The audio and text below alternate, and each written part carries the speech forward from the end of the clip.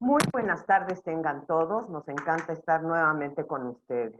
Como saben, el primero de este mes entró en vigor la norma 051, la cual establece las especificaciones que deben de contener las etiquetas de los productos alimenticios y de bebidas preenvasadas, para que tales productos informen de manera clara y precisa a los consumidores sobre los contenidos posibles y posibles riesgos que esos productos pudieran tener para la salud. Para nuestro gremio, la fecha más importante va a ser el 1 de abril del 2021, ya que en esa fecha va a entrar en vigor las disposiciones que pueden generar efectos negativos a los derechos de propiedad industrial e intelectual, ya que a partir de esa fecha los productos que contengan sellos de advertencia sobre su contenido como de grasas saturadas, azúcares, edulcorantes, que no sean beneficiosos para el consumo de los niños, desde esa fecha no podrán contener en los empaques personajes, dibujos, celebridades, deportistas o mascotas. Como podemos ver, esto no solamente va a afectar a la industria del ramo, sino también a todos los proveedores de servicios complementarios como la publicidad. Es por ello que hemos invitado a hablarnos sobre este tema a nuestro querido Pep Palau, para que nos platique acerca de los posibles efectos de esta norma 051 en los consumidores, desde su óptica como generador de posicionamiento de marca. Casi todos deben de conocer a Pep y sobre todo si fueron al Congreso Internacional de este año. Pep fue nuestro keynote speaker y fue una maravilla porque llegó a platicarnos de todo lo que hay detrás antes de que lleguen con nosotros para registrar una marca. Pep es un experto en la gestión de proyectos integrales de identidad corporativa e institucional. Tiene más de 30 años, aunque no lo crean, de experiencia. Ya ha llegado a promover diseños como el diseño como una herramienta crucial de un negocio y de estrategia corporativa. Cuenta con un máster en administración de empresas en Rotterdam, en Holanda, y en Manchester, en el Reino Unido. Y cursó con honores la carrera de diseño gráfico en la Ibero. Actualmente es el fundador y director de Ideograma, pero en el pasado ha tenido mucho que ver como director de arte en el grupo y fue gerente creativo senior en Walt Disney Company hace muchos años, donde tuve el gran placer de conocer. Pep, no sé qué quieras decir antes de que pasemos a las preguntas sobre este súper importante tema. Poco agradecerles que me den la oportunidad de contarles nuestra óptica, y digo nuestra porque voy a intentar resumir opiniones que he consensado con gente del gremio, gente que nos dedicamos a la comunicación, si quisieran una gran esfera, una un poco más cercana al mundo de las marcas y una aún un poco más cercana al mundo de las marcas vinculadas con los alimentos o con el empaque de los alimentos. Así que mis ideas no serán únicamente mías, sino representarán también lo que he podido recopilar allá afuera. Ok. ¿Tú qué opinas? ¿Es sensato desde una óptica de comunicación, que es lo tuyo, entre otras cosas, y el diseño, incorporar estos mensajes en los empaques, los que van a hablar de azúcar, de grasa, etcétera, dentro del producto? Me imagino que ya has visto cómo van a quedar los empaques y cómo deben de estar a partir de ya, ¿ok? Por supuesto, A ver, deja de hacer un poco de historia. Rebobino 100 años de historia. Recordarán que los productos antiguamente se vendían a granel y que lo que acabó sucediendo es que a alguien se le ocurrió la brillante idea de que si en lugar de venderlo a granel yo lo envolvía en algún tipo de sustancia protectora, un papel, por ejemplo, el producto no solamente se preservaba mejor, sino que además yo podía imprimir ese papel. Y si yo era una carnicería que estaba vendiendo, o una charcutería que estaba vendiendo jamón cocido, el consumidor que venía a comprarme se llevaba ese papel encerado, que es como empezaron a hacer la mayoría de los papeles, con el nombre de mi carnicería.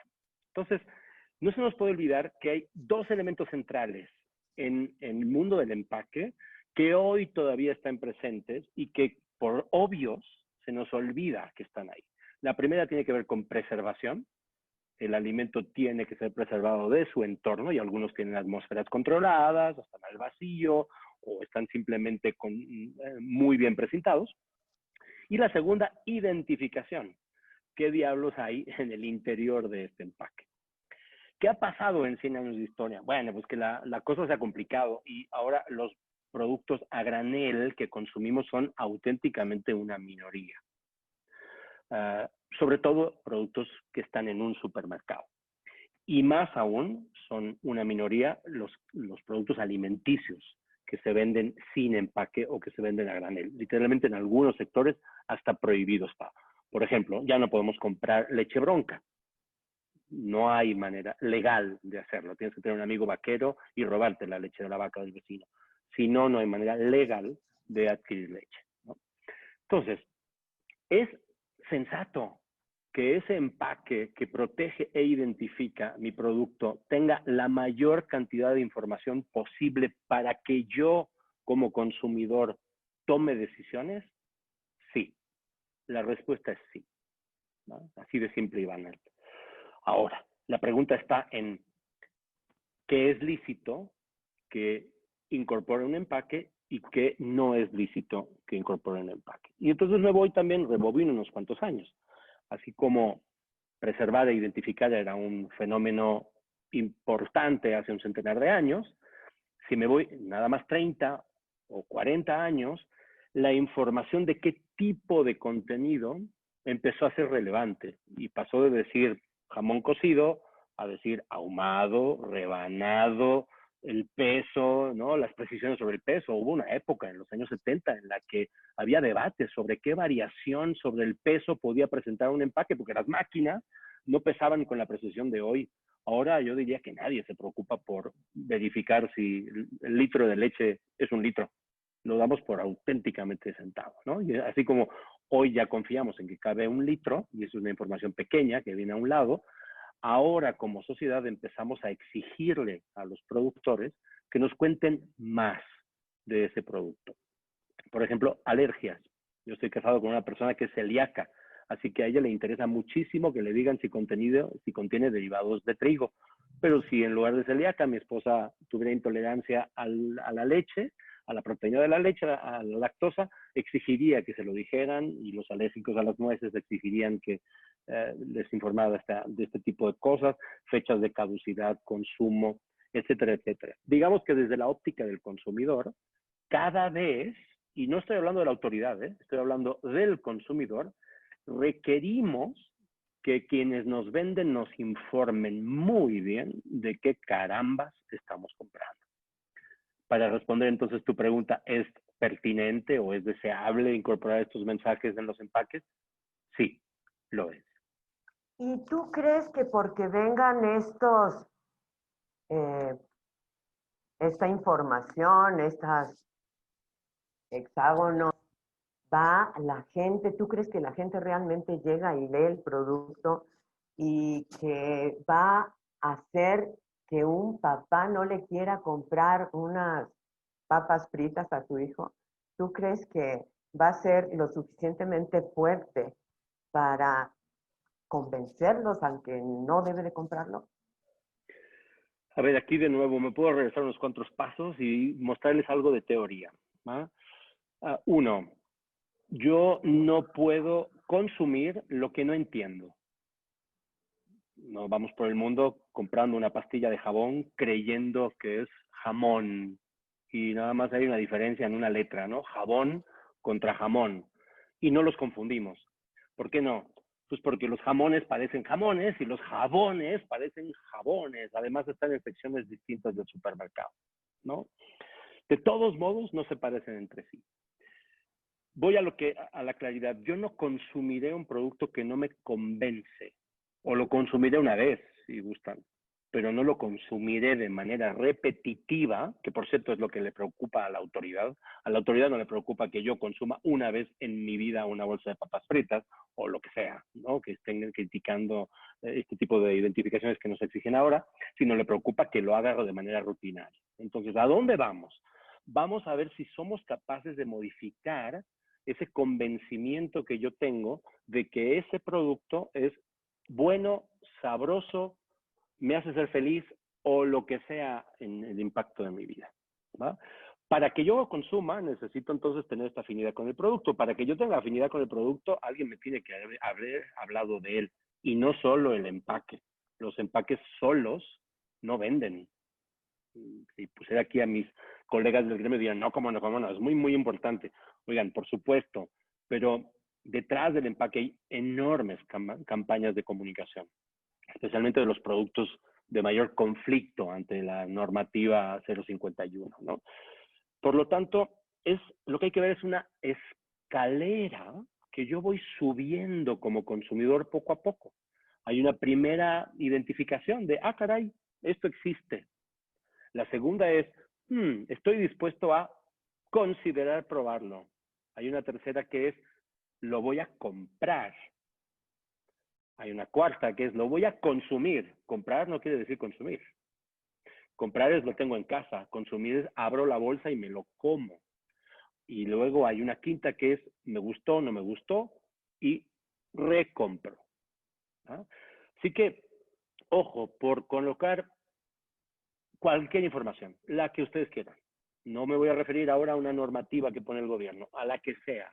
A que nos digan, este producto es muy sabroso porque es picante, no me induce inmediatamente a una afinidad del producto que genera la repetición, sino que empieza esa escalerita de la comunicación en donde digo, hay una versión de este producto picante.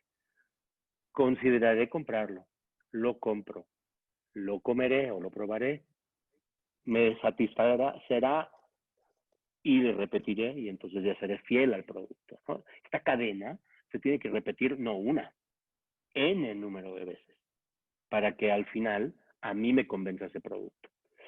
Entonces, a tu pregunta, ¿vamos a cambiar la conducta del consumidor? Posiblemente no, posiblemente no. Tenemos que influir en absolutamente todo el sistema de comunicación. Y para que influyamos en todo el sistema necesitaremos influir en cada uno de todos esos pasos. Por ejemplo, les pongo uno. ¿Qué me hace que yo pase de, en igualdad de condiciones, compre un producto versus otro que estoy considerando comprar? Por ejemplo, precio. Ese pudiera ser un driver en ciertas categorías, ¿va?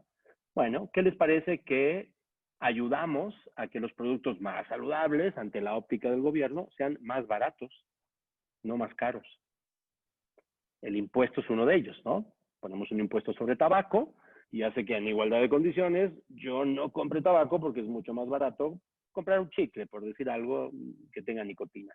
Y haré en igualdad de condiciones, dejaré de fumar y utilizaré otros sustitutos, si quieren, ¿no? O compraré una manzana en lugar de una bolsa de chunches o dulces. Pero necesitamos otros inputs que estén en toda la cadena, que me digan, oye, comer productos saludables, como productos saludables, cuando vayas a comprar, revisa la información que viene en el empaque, cuando lo compres y está almacenado en la alacena de tu casa, dosifícalo, etcétera, etcétera, etcétera, de manera que esta cadena se vuelve un círculo virtuoso y acabo teniendo una mejora en los hábitos de consumo. Entonces, con eso que tú estás diciendo, ¿tú crees que la normativa, como dice que deben de ser las leyendas, le va a ayudar a los consumidores a tomar una decisión? Solo si está adecuadamente respaldada por una campaña publicitaria muy fuerte, institucional, que le explique al consumidor por qué caray eso está incluido en el producto. Solo incluyéndolo en el producto, yo diría que ayudará, informará, pero no cambiará la actitud del consumidor. Solo cambiará la actitud del consumidor que esté sensibilizado para que esa información le cambie su actitud. ¿Cómo sensibilizo a la audiencia? ¿A través del empaque? No, no necesariamente, no hay espacio. Claro, si pensamos en una cosa muy grande, tal vez tengo tiempo y tengo espacio. Pero ¿qué sucede cuando es un chocolate de este tamaño? Que necesita ser etiquetado. Va a tener un rombo que dice 3 ingredientes o 2 ingredientes, no sé cuántos tiene que poner, ¿no? No lo voy a acabar viendo, no tengo espacio para comunicarlo. Entonces tiene que haber de parte de la autoridad o de la industria o de la sociedad en general toda una campaña de sensibilización que dice, hey, me estoy preocupando por ti, he puesto en práctica un sistema y lo vas a ver y así funciona. Y te recomiendo que si ves A, B o C, cambies tu actitud. Uy, nos va a costar mucho.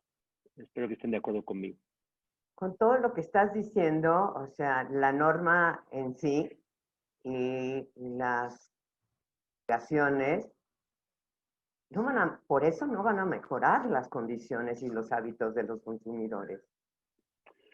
A ver, no van a mejorar los hábitos de los consumidores que no están dispuestos a modificar sus hábitos por esta información. Porque bueno, esta información ahora es más evidente, pero lo ha sido durante mucho tiempo. Y casi todos los productores que están en esa área gris de exceso de calorías, exceso de sales, en fin, lo que sea, ¿no? Han ido reduciendo voluntariamente o a fuerzas el porcentaje de sal, el porcentaje de grasas trans o incluso han desaparecido. No necesariamente eso está alineado con el deseo del consumidor. Ellos saben perfectamente que si yo pongo más sal en mi producto, es más apetitoso, más picoso es más apetitoso, más grasoso es más sabroso, porque nuestras capacidades de sabor vienen dadas directamente con la cantidad de grasa, que es la que especifica, o más acidez me da mayor contraste de sabor. Entonces, el consumidor va en sentido contrario en cuanto a autoindulgencia, le llaman, ¿no? En inglés funciona muy bien, le llaman self-indulgement. Nosotros casi no lo utilizamos en español, pero la indulgencia es me voy a comprar algo porque quiero, punto. ¿No? Me voy a comprar un dulce porque se me antojó, o me voy a comprar una botana porque se me antojó, o un jamón cocido, o una leche. Porque tengo la libertad. Tengo la libertad y tengo el presupuesto de poderlo hacer, ¿no? Entonces, normalmente la normativa trabaja en contra. ¿Qué es lo que está pretendiendo la normativa cambiar? El hábito, ojo, el hábito, el consumo, la repetición de la que yo hablaba en tu pregunta anterior. Esa es la que es muy difícil de modificar con un letrerito que dice exceso de grasas trans, ¿no? Modificará la actitud de aquel que dice, he leído sobre las grasas trans, creo que debería de cuidarlas y este producto tiene más de la cuenta. Voy a moderarlo o lo voy a sustituir por otro. Algo que tiene bueno, y no me lo estás preguntando, Gloria, pero que nos ayudaría, es que por lo menos pone un baremo, pone un mínimo común múltiple para todos, de manera que yo podré empezar a comparar un producto con otro. Porque hay de dos sopas. Yo llego al centro comercial y decido no comprar el producto, eso sería reprimir el consumo, el hábito, que desde una óptica de industria, de economía, pues no sería recomendable. O un segundo que es adquiero un sustituto que está en mejor posición. Si a mí me preocupan las grasas trans y ese otro producto tiene menor cantidad de grasa trans, tenderé a consumir aquel otro en igualdad de condiciones. Ojo, si el precio es un determinante para mi consumo, y recordemos que en México un porcentaje altísimo de la población no llega a fin de mes, más de la mitad de nuestra población, entonces el precio es un driver de consumo. Y salvo que este otro versus este tenga mismo precio exacto, misma cantidad, misma sabor y propiedad, y no tenga lo que a mí me sobra, sal, por ejemplo, no voy a hacer un switch de producto. No lo voy a conseguir, me voy a quedar con el que me gusta. Porque recordemos que gran parte de estos productos se consuman por self-indulgement, para quererme un ratito con un precio muy bajo, ¿no? Como ir a, qué sé yo, como comprarse un Porsche para alguien mega multimillonario. Es un sustituto. Entiendo a través de todo entiendo que hay detrás de la NOM 051 algunas cosas, Y veo la filosofía como tú la ves, ¿ok? Lo entiendo. Pero a partir del 1 de abril del 2021, ¿cómo esas restricciones en el desarrollo de tus marcas, de tus empaques, va a afectar al no poder utilizar personajes, dibujos, mascotas? ¿Cómo va a afectar en tu trabajo y en el de todos los creativos? Sin hablar de cómo va a afectar a la industria. A ver, es una pregunta complicada de responder, Gloria. Lo primero en lo que puedo pensar tiene que ver con restricción de espacio. Tengo menos espacio para comunicar todo lo que yo quiero comunicar. Ojo, ese espacio también tiene restricciones industriales. El código de barras, por ejemplo, que era un adorno hace tiempo, que no existía, perdón, se ha ido volviendo ahora tan imprescindible porque si no, en ningún lugar te comprarían un producto para venderlo en su supermercado. Así que tengo que poner código de barras, tengo que poner fechas de caducidad. Hay un montón de restricciones en el empaque. Conforme suben las restricciones y el tamaño de ellas, ojo, porque aquí no hay no únicamente una normativa sobre que tiene que ir este elemento en el empaque, sino que tiene que ir de un tamaño determinado en función de los centímetros cuadrados que tiene la pantalla o la cara principal, seguro afectará, ¿va? Porque todo lo demás lo tendré que hacer más pequeño. Y los elementos se pelearán entre sí para comunicar todo lo demás que yo tengo que comunicar, ¿de acuerdo? No estoy tan claro de la utilidad del personaje. Yo he vivido, como bien lo leíste, años de mi vida del mundo de los personajes, y lo que los personajes te permiten crear es una vinculación con tu audiencia y contar una historia de una manera mucho más rápida. De manera que puedo identificar que el tigre Toño está avalando cierto perfil de producto. En el momento en que yo quito ese personaje, pues entonces el producto deja de serlo, porque es personaje dependiente. Entonces, un poco la autoridad lo que me estará diciendo es, tu producto no puede ser tu producto, porque está vinculado con un personaje. No estoy muy seguro qué hay de fondo en esta normativa y no necesariamente me parece que dé, en lo personal, un resultado afecte el resultado final, la presencia o no del personaje.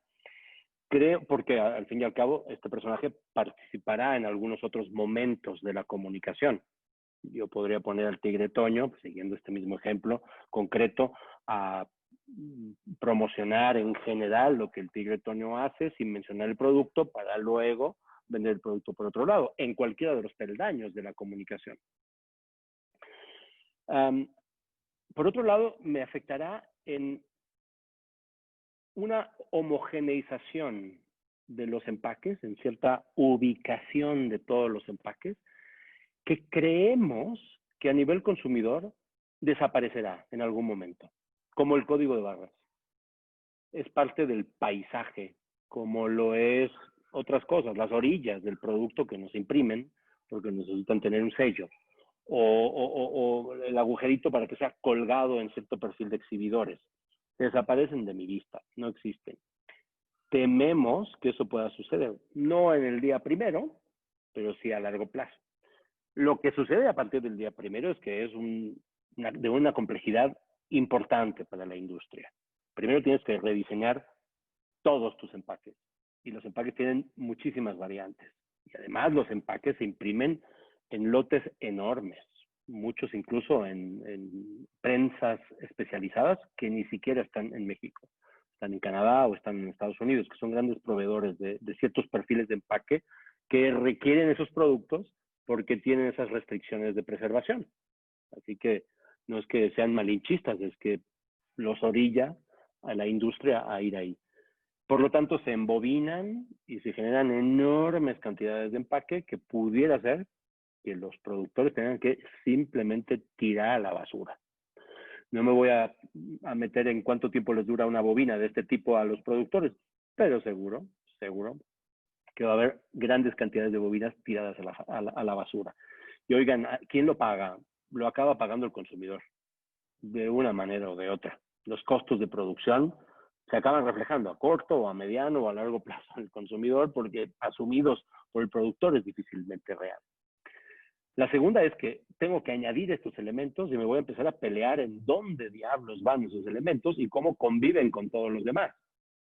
Oigan, y estamos en un mundo de creatividad, de manera que ya encontraré la manera de que estos elementos queden ahí en una esquina y el resto del empaque sea el que recibe la información y el golpe de la promoción o de la identificación o de la información que me interesa promover. Y haciendo estos, aunque me digan que tiene que ir arriba a la derecha, haciéndolos a un lado, literalmente, dentro de mi empaque, para que estorben poco. No estoy queriendo decir que pretenderemos que desaparezcan, simplemente que como no es una publicidad mía, no me pertenece, es de mi producto, pero no me pertenece a mí como marca, como producto o como información relevante que quiero comunicar, pues acabarán arrinconadas. Aunque estén muy bien arrinconadas, acabarán arrinconadas a la hora de diseñarse, sin lugar a dudas.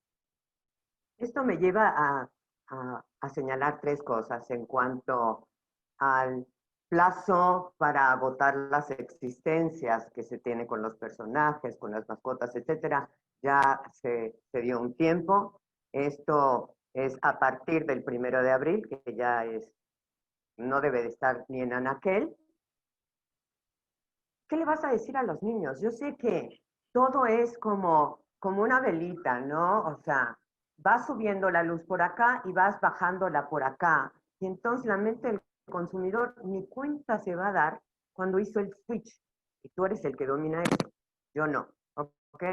Pero ¿cómo se lo dices a los niños en estos momentos? ¿Cómo haces ese cambio en la mente de los niños? Y no estoy hablando de algo legal, de una disposición legal.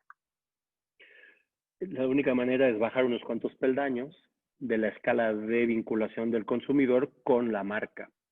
Y empezando a decirle esto que te voy a poner en tus empaques se lee de esta manera. Es importante. Funciona así o así. Esa sería la primera. Incidir no en el empaque, incidir mucho antes del empaque. Y esa es una labor que, por supuesto, que se le puede pedir a la industria. Oye, cada vez que hagas un anuncio de X producto, di por favor que ahora trae la nueva codificación. Pero en realidad es un requerimiento que como sociedad, no voy a definir quién lo impone el gobierno, pero como sociedad que hemos votado a quienes están definiendo el poder legislativo, a que nos representan, han decidido que lo van a incorporar. ¿Va? Si nosotros como sociedad lo hemos pedido, quiere decir que nosotros como sociedad debemos de pedirle al gobierno ejecutivo que nos informe adecuadamente a través de las campañas que consideran que tienen que poner. ¿Va? Esto también ha sido, una campaña, una tendencia internacional, ¿no? Creo que hay una regulación en la Unión Europea, y tú me puedes decir en Canadá que existe, ¿no? Sí, esto no es nada nuevo. El sistema que estamos utilizando en México es prácticamente un copiar y pegar del de Chile. Hemos seguido el chileno, que por cierto tiene 8 años o 9 años de vida. O sea, ya llovió y podemos capitalizar en los aciertos y los no aciertos de Chile. Hay otra en Europa, que por cierto no está en toda Europa, no en toda la comunidad europea, pero en gran parte de los países, porque cada país voluntariamente le ha ido adoptando y tienen un sistema de codificación que para mi gusto es mejor que este de México y nos quedaría mejor en el perfil de sociedad que ahora tenemos. Oigan, vivimos en un mundo en donde todo es a color y prácticamente ya todos los empaques se imprimen en selección de color y tintas directas, así que es razonablemente barato pedirle a todo el mundo que hubieran utilizado colores para codificar en lugar de blanco y negro. Estarán de acuerdo conmigo que si quieren en la fase de introducción de la normativa pueda ser en blanco y negro porque es una etiqueta superpuesta, ahí podría ser. Pero ¿por qué no tenemos un Nutri-Score, así se llama en Europa, en donde te dicen de verde a rojo en dónde está, pasando por el ámbar y utilizando una codificación muy sencilla que es la del semáforo. Ellos tienen 4 o 5, no lo recuerdo muy bien, y puedes saber en qué nivel de infracción está ese producto de esa característica en específica, exceso de sodio, grasas o lo que sea, ¿no? Y esa es una codificación mucho más simple versus el negro. Porque no me anima a mí a saber si este producto es muy malo o ligeramente malo o casi nada malo en ese aspecto que la etiqueta identifica, ¿no? Regreso un poco al tema que ponía sobre la mesa de consumidor. En realidad, la campaña no va destinada a niños, va destinada a sus padres. Quienes realmente esperaríamos que cambiaran el hábito de sus hijos serían los padres. Y esos son los que deberían de preocuparse por que esos productos, los que les consideren que tienen que ser más saludables o que por su condición genética, propensión, salud, lo que sea, deberían de evitar, pues también los evitarán sus hijos. El niño, esperar que el niño no lo consuma porque tiene ese letrero, hoy a corto plazo no va a suceder. Tal vez sucederá dentro de muchos años, cuando el niño esté en esa conciencia de reciclaje, porque ahora no estamos hablando de reciclaje, estamos hablando de ingredientes más o menos dañinos para la salud. Pero hay, en Europa, hay codificación para saber en qué color del empaque vas a tener que tirar en el basurero tu producto. Y viene codificado. Si es azul, este va en el contenedor azul, porque todos los contenedores azules son de papel. ¡Pum! ¿No? Por eso es azul. O es verde, porque entonces es plástico. O es café, porque es orgánico. En fin, ¿no? Oigan, hay en cada empaque, si nos vamos a Canadá, Estados Unidos, Europa, sobre todo Europa, una cantidad de codificación en los reversos de los productos que se añade a esta normativa que llega un momento que el consumidor no lo pela. No lo pela, es demasiado. Todo es letra chiquita. Y hay una pelea constante por decir, recíclame, soy reciclable, ¿de qué color soy reciclable? ¿Qué pasa con el score nutricional? ¿De qué color es? ¿En cuál de las categorías me tengo que cuidarlo? ¿Cuál es la cantidad? ¿Cuál es la cantidad recomendada diariamente? Porque esa es la información que viene nutricional en el producto. ¿Cuál es el precio? ¿Dónde diablos está el precio en el producto? ¿No? Entonces, ya ningún producto tiene precio, el precio te lo pone el supermercado. Entonces, a lo mejor en algún futuro estaremos también diciéndole al consumidor, cuando checa el precio, que en la etiqueta del precio dice que el producto no es saludable o no es de consumo frecuente, en lugar de que esté en el empaque. Total, tampoco está el precio en el empaque, ¿no? Bueno, eso me lleva a ver que como existe y tú dominas lo que como está en Europa y en Canadá, si hay mejores prácticas en otros países y podríamos copiarlas para mejorar la propuesta, ¿estás de acuerdo? Ahí estoy de acuerdo. Y en lo que avalo lo que ha hecho el gobierno es que en lugar de inventarse algo nuevo, lo que hizo fue una versión 2.0 o mejorada de lo que hicieron en Chile a la luz de lo que trabajaron con Chile. También sé que tuvieron reuniones con el gremio y lo discutieron. Si me preguntan a mí como experto, ¿la de Chile era mejor que la de Europa? Ay, mi tendencia es a pensar que era mejor la europea, la codificación por color. De hecho, nosotros estuvimos trabajando hace un lustro más o menos con el Instituto Nacional de Salud Pública en un proyecto similar que nunca se llevó a cabo, pero trabajamos con ellos. Y nosotros, en Ideograma, habíamos trabajado la codificación de color como una manera muy clara de decir, oye, a ver, este producto transgrede un poco la sal, pero es un poco, o un mucho, o un intermedio. Pues por lo menos decirte dónde estoy, porque no es lo mismo pasarse tantito que un muchito, ¿no? Y en una codificación no cromática, pues es muy difícil decir qué tanto se está pasando.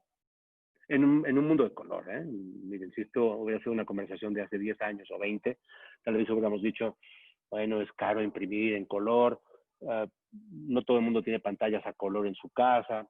Oigan, ahora todos tenemos vida a colores, teléfonos a colores, computadoras y televisores a colores, incluso sectores poblacionales muy poco favorecidos tienen teléfonos, smartphones, teléfonos inteligentes a color en sus bolsas.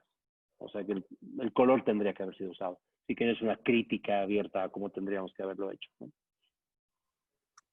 ¿Cómo ves que esto afectará, esta norma y este cambio de estigma, va a afectar a la industria de las agencias de publicidad y diseño?